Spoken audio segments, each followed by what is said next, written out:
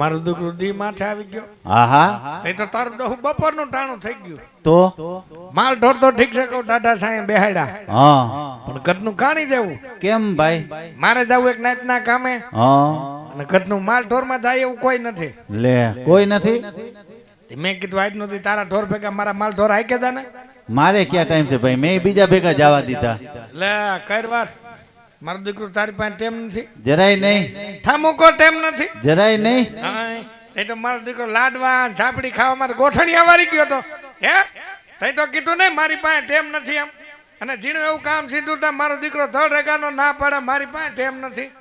એમ નહીં. હું એમ નહીં. તારે કોઈ ઘીરે નથી?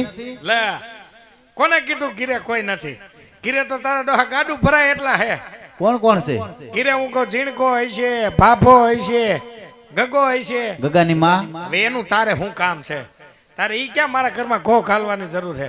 મેં તને પૂછ્યું કેવું ટાણું થયું, તું તો મારો દીકરો ઠેઠ ઘર લગી પોકી ગયો. આવા હું લખો નાખો, આવા જ ભેરા થયા હો ગામમાં.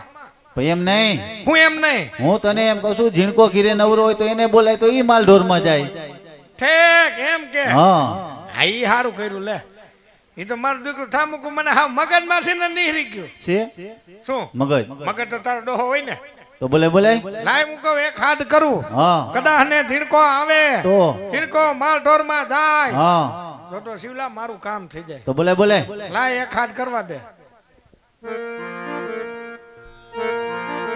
એ રતનો બોલાવે રૂપલા, એ આવજે હો વીરા મારા લેતી નારાયણ માં.